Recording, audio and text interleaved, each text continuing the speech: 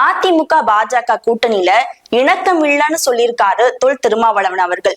இதற்கு இபிஎஸ் என்ன சொல்றாருன்னா, திமுக கூட்டணி பலவீனமா இருக்கு, அதனாலதான் கூட்டணியில இருக்கிறவங்க பயத்துல எல்லாம் இப்படி பேசிட்டு இருக்காங்கன்னு சொல்லியிருக்காரு. உண்மையாவே திமுக கூட்டணி பலவீனமா இருக்கா இல்லையா அப்படின்றத இந்த வீடியோல முழுசா பார்க்கலாம். Welcome to the grey. நான் உங்கள் மதுமிதா.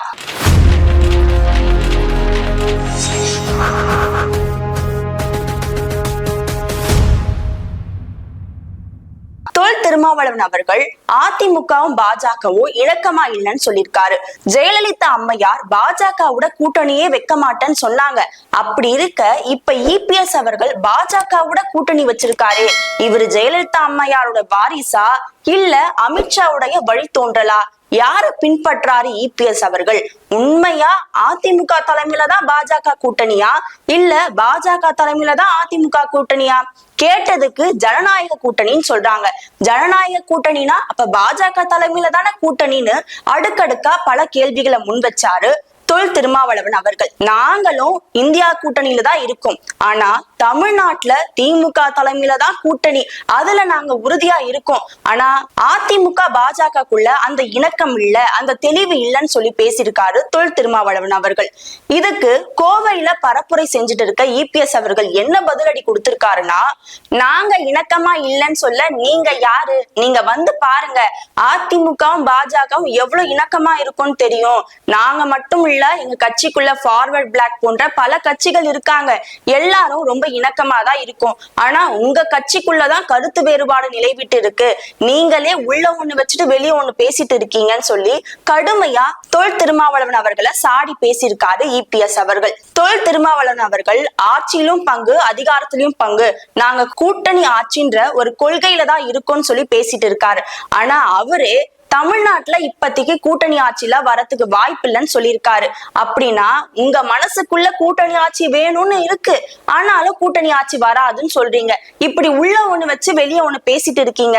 அப்படிலாம் நாங்க கிடையாது. அமித்ஷாஜி வந்தாரு, தமிழ்நாட்டுல கூட்டணி அறிவிச்சாரு, இபிஎஸ் தான் முதல்வர் வேட்பாளர்னு சொன்னாரு, அதிமுக தலைமையில தான் தமிழ்நாட்டுல ஆட்சின்னு சொல்லியிருக்காரு. இப்படி நாங்க தெளிவாதான் வேலை பார்த்துட்டு இருக்கோம். உங்களை மாதிரி தெளிவு இல்லாம நாங்க இல்ல. திமுக கூட்டணி ரொம்ப பலவீனமா இருக்கு, அந்த ஒரு பயத்துலதான் கூட்டணியில இருக்கிறவங்களா இப்படி பேசிட்டு இருக்கீங்கன்னு சொல்லியிருக்காரு.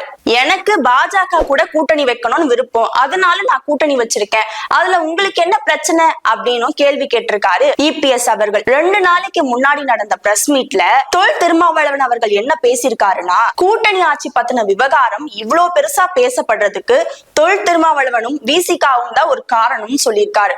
முழுசா என்ன சொல்ல வராருன்னா, தேசிய கட்சிகள் எல்லாம் பலவீனப்படுறப்பதான் மாநிலங்கள்ல கூட்டணி ஆட்சி வரும். இது 1977ல அகில இந்திய காங்கிரஸை தோற்கடிக்கிறதுக்காக ஜனதா கூட்டணி ஆட்சி வச்சு ஜெயிச்சாங்க. இப்ப வரைக்கும் டெல்லியில கூட்டணி ஆட்சி தான் நடந்துட்டு இருக்கு. அதுக்கப்புறம் தமிழ்நாட்டிலையும் காங்கிரஸ் தோற்கடித்து திமுக ஆட்சிக்கு வந்தாங்க. அதுக்கப்புறம் கொஞ்ச நாள் காங்கிரஸ் எதிர்கட்சியாவும் செயல்பட்டு இருந்தாங்க. அதுவும் எம்ஜிஆர் வந்த பிறகு போயிடுச்சு. இப்படி எந்த ஒரு கட்சி பலவீனமா இருக்கோ அப்பதான் கூட்டணி ஆட்சி வரும். இப்ப தமிழ்நாட்டுல கூட்டணி பத்தின பேச்சு அதிகமா போயிட்டு இருக்குன்னா, ஒண்ணு திமுகவும் இல்ல அதிமுக, 2 கட்சியில ஒரு கட்சி பலவீனமா இருக்கிறதுனாலதான் இப்ப கூட்டணி பத்தின பேச்சு அடிப்படுது அப்படின்னு சொல்லியிருக்காரு. அதே சமயம் இப்ப தமிழ்நாட்டுல கூட்டணி ஆட்சிக்கு வாய்ப்பே இல்ல, கூட்டணி தேவைதான் இருக்கே தவிர கூட்டணி ஆட்சிக்கான வாய்ப்பு இந்த தேர்தல்ல ஏற்படாதுன்னு சொல்லியிருக்காரு. இதுதான் விவாத பொருளா மாறி இருக்கு. உண்மையாவே தொல் திருமாவளவன் அவர்கள் என்னதான் சொல்ல வராரு? கூட்டணி ஆட்சி வேணும் தானே திமுக கேட்டுன்னு இருக்காரு. அப்படி இருக்கையில கூட்டணி ஆட்சி தமிழ்நாட்டுல இப்ப வரத்துக்கு வாய்ப்பே இல்லைன்னு சொல்றாரு. அவரோட முடிவுதான் என்ன அப்படின்னு பல தரப்பிலும் கேட்கப்படுற ஒரு கேள்வியா பார்க்கப்படுது. உண்மையாவே திமுக கூட்டணி பலவீனமா இருக்கா அப்படின்னா, ஓரணியில் தமிழ்நாடு பிரஸ் மீட்ல முதல்வர் ஸ்டாலின் கிட்ட ஒரு கேள்வி கேட்கப்பட்டது. கூட்டணி பத்தின உங்களோட நிலவரம் என்னன்னு கேட்டதுக்கு, எங்க கட்சியை தேடி இன்னும் கட்சிகள்லாம் வந்துட்டு தான் இருக்காங்க, எந்த கட்சி வந்தாலும் எப்படி முடிவெடுக்கணும்னு எங்களுக்கு தெரியும், எப்படி சேர்த்துக்கணும்னு எங்களுக்கு தெரியும் சொல்லி பேசியிருக்காரு. இந்த ஒரு விஷயம் விசிகாவை சீன்ற விதமாவே பார்க்கப்படுது. சில வாரங்களுக்கு முன்னாடிதான் காங்கிரஸ் தலைவர் செல்வ பெருந்தகை அவர்கள் ராமதாஸ் ஐயாவை போய் சந்திச்சுட்டு வந்தாரு. அப்ப ஏன் நீங்க போய் பாத்தீங்கன்னு கேட்டதுக்கு இது வெறும் மரியாதை நிமித்தமான சந்திப்புன்னு சொன்னாரு. ஆனா அவரே மறுநாள் என்ன சொல்றாருன்னா, பாஜக இல்லாம எந்த கட்சி வந்தாலும் நாங்க சேர்த்துப்போம்னு சொல்லியிருக்காரு. அப்பனா பாமகவை நீங்க சேர்த்துப்பீங்களான்னு கேட்டதுக்கு ஏன் எந்த கட்சி வந்தாலும் நாங்க சேர்த்துப்போம் அப்படின்ற ஒரு பதில் தான் அவர் வச்சாரு. அப்ப விசிகாவும் பாமகவும் ஒரே கட்சியில எப்படி இருக்க முடியும்னு கேட்டதுக்கு 2011 தேர்தல்ல விசிகா பாமக ஒரே கூட்டணியில தானே இருந்தாங்க, அப்ப எந்த கேள்வியும் முன்வைக்கப்படலையே, இப்ப மட்டும் எதுக்கு கேக்குறீங்கன்னு சொல்லி கேட்டிருக்காரு.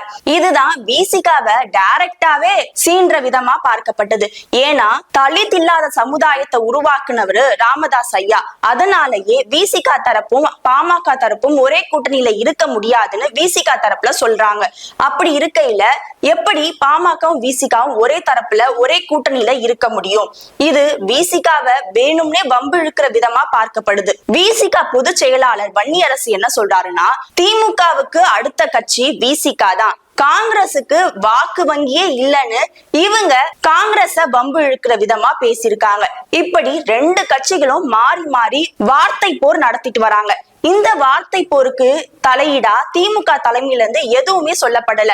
சமாதான பேச்சோ இல்லைன்னா இந்த மாதிரி பேசாதீங்கன்னு திமுக தலைமையில இருந்து எதுவுமே சொல்லல. ஆனா இவங்க எல்லாரும் ஒரே கூட்டணியில திமுக தலைமையின் கீழே தான் இருக்காங்க. அதனாலதான் திமுக கூட்டணியிலே முக்கோண ரீதியா பிரச்சனை போயிட்டு இருக்கு. அதனாலதான் திமுக முக்கோண ரீதியா பிரச்சனை போயிட்டு இருக்கு. அவங்க கட்சிக்குள்ளேயே ஒரு ஒற்றுமை இல்ல, நிறைய கருத்து வேறுபாடு இருக்குன்னு சொல்லப்படுது. இதே மாதிரி கம்யூனிஸ்ட் கட்சியும் திமுக மேல அதிருப்தியில இருக்கிறதா சொல்லப்படுது. இப்படி திமுக கூட்டணியில இருக்கிற கட்சிகள் ஒற்றுமையா இல்லாம செயல்பட்டா அது 2026 தேர்தல்ல திமுகவுக்கு தான் பாதிப்பா மாறும்னு சொல்லப்படுது. இது போன்ற மேலும் சுவாரஸ்யமான தகவல்களோடு சந்திக்கின்றேன். நன்றி.